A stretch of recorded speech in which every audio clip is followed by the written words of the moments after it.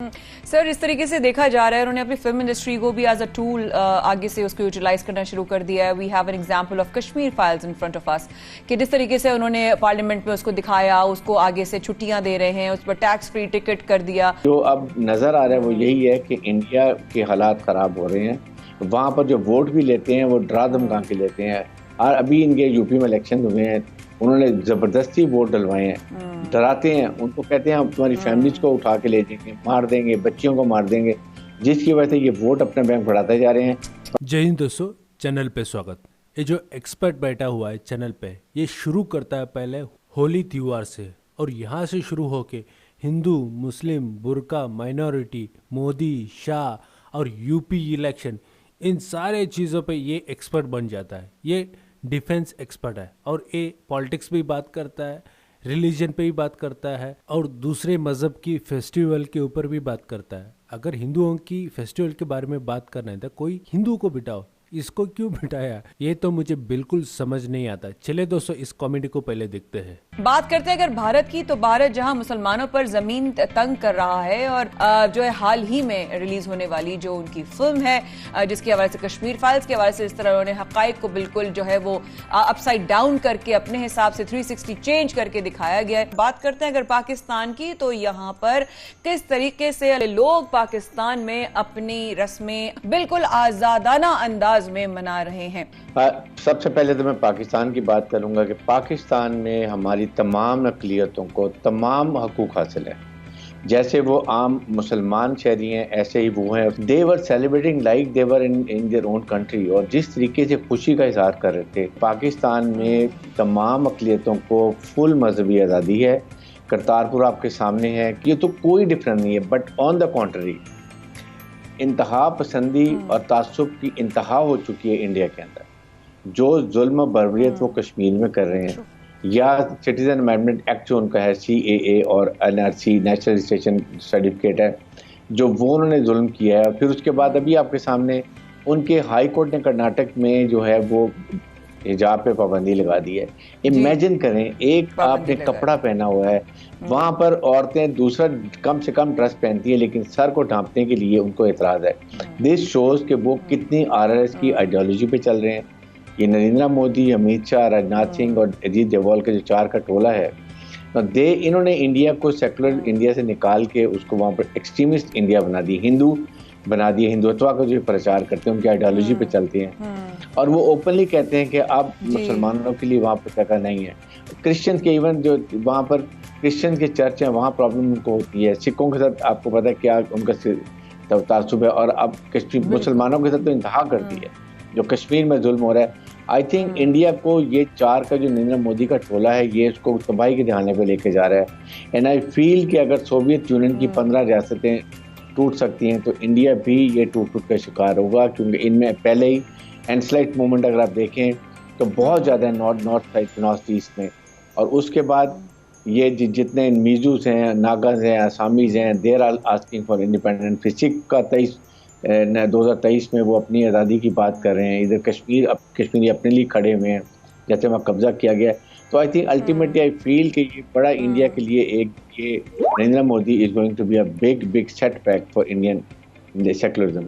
Right sir, मेरा अगला सवाल भी यही था कि नरेंद्र मोदी की जो मुस्लिम दुश्मन पॉलिसी है, क्या पूरे खत्ते में उनको अकेला कर देगी? दे वर ट्राइंग कि वो पाकिस्तान को आइसोलेट करें, लेकिन पाकिस्तान को आइसोलेट करते करते आपने देखा कि वो खुद आइसोलेट हो गए हैं। उनको नेपाल ने छोड़ दिया, जो इनकी हमेशा से इनके कंट्रोल में रहता था। फिर श्रीलंका से ताल्लुकात देख लें, भूटान से इनके ताल्लुकात देखें, फिर उसके बाद ईरान ने भी इनसे अब ताल्लुकात ख़त्म कर दिए हैं। पाकिस्तान के तमाम साए ममालिक से सबसे अच्छे ताल्लुकात हैं। इससे आप अंदाज़ा लगाएं कि इंडिया टोटल आइसोलेशन का शिकार हो रहा है। इनकी जो मजहबी मुतासब जो उन्होंने किया है, उसको देखते हुए कोई भी अब इन पर ट्रस्ट नहीं करता। एंड आई एम श्योर कि अब दुनिया का इम्प्रेशन भी आता है। जरा इस्लामोफोबिया इन्होंने ही स्टार्ट किया, तो अभी यूनाइटेड नेशन रेजोल्यूशन पास कर दिया है, और वो 15 मार्च हमेशा इस्लामोफोबिया का डे मनाया जाएगा। तो ये देखें पाकिस्तान को आहिस्ता आहिस्ता कितनी इम्पोर्टेंस मिल रही है। आप कल यहाँ पर जो है आपके सामने एक OAC की कॉन्फ्रेंस हो रही है, और ये भी इंडिया को बड़ी प्रॉब्लम हो रही है। तो आई थिंक इंडिया का जो ये रास्ता इसने चुना है, ये सिर्फ तबाही की तरफ लेके जाएगा। इंडिया को तोड़ के रख देगा। और इंडिया का जो एक तशख़्ख़ुस था पहले नेहरू का और उस टाइम का गांधी का, वो उन्होंने बिल्कुल बर्बाद कर दिया। सर, इस तरीके से देखा जा रहा है उन्होंने अपनी फिल्म इंडस्ट्री को भी एज अ टूल आगे से उसको यूटिलाइज करना शुरू कर दिया है। We have an example of Kashmir Files in front of us कि जिस तरीके से उन्होंने पार्लियामेंट में उसको दिखाया, उसको आगे से छुट्टियां दे रहे हैं, उस पर टैक्स फ्री टिकट कर दिया बाकायदा। जिस तरह आपने कहा कि वो आइसोलेशन का शिकार पाकिस्तान को करना चाह रहे थे, कि आई थिंक ये बैकफायर हो गया और उल्टा ही उन्हीं के ऊपर सारा जो है वो आ चुका है मलबा। जी सर।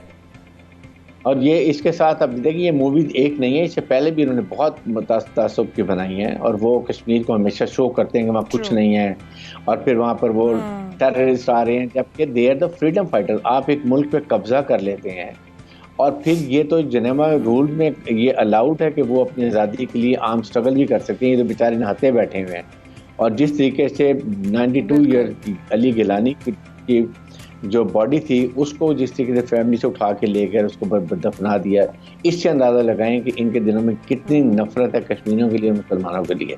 और ये नरेंद्र मोदी ने जो गुजरात में किया, फिर बाबरी मस्जिद का हमारे सामने नजर आ रहा है, फिर अभी ये जो कर्नाटक स्कूल में बच्चों के साथ जो जुल्म किया जा रहा है कि उनको ये हिजाब पहनने नहीं दिया जाता, ये पहले तो 70-75 साल तो चलता रहा। अभी इनको क्या प्रॉब्लम हो गई है? प्रॉब्लम इज मुसलमान और हिंदुइज्म, एंड दे वांट के एक्सट्रीमिस्ट हिंदू व मॉडरेट पसंद नहीं करते हैं, लेकिन इट इज ओनली जो इनके गुंडा एलिमेंट है, जो इनकी फौज में भी हैं, पुलिस में भी हैं, कश्मीर में वैसी पुलिस में भर्ती करके भेजे हुए, ये वो सब जुल्म कर रहे हैं। सर, आपने सही कहा कि आने वाला जो वक्त नजर आ रहा है, तो फ्यूचर में जिस तरीके से जो ये नस्ल बड़ी होगी जिसके अंदर उन्होंने नफरतें डाल दी हैं मुसलमानों के खिलाफ, तो आगे वो क्या बीज बो रहे हैं, वो किस तरह से अगला वो भारत देखते हैं आगे फ्यूचर में? They have a total hopeless future of India, even I would say, not only for Muslims, Christians भी हैं, सिख भी हैं, फिर आपके साथ में बाकी दलित, अपनी जो कम्युनिटी दलित के साथ देखिए क्या जुल्म करते, या वो उनको कोई भी उनको आज़ादी नहीं है, वो नीच जात समझा जाता है। ये तो इनका हाल है। तो इसलिए जो अब नज़र आ रहा है वो यही है कि इंडिया के हालात ख़राब हो रहे हैं। वहाँ पर जो वोट भी लेते हैं वो डरा धमका के लेते हैं। और अभी इनके यूपी में इलेक्शन हुए हैं, उन्होंने ज़बरदस्ती वोट डलवाए हैं, डराते हैं, उनको कहते हैं हम तुम्हारी फैमिलीज को उठा के ले जाएंगे, मार देंगे, बच्चियों को मार देंगे, जिसकी वजह से ये वोट अपने बैंक बढ़ाते जा रहे हैं।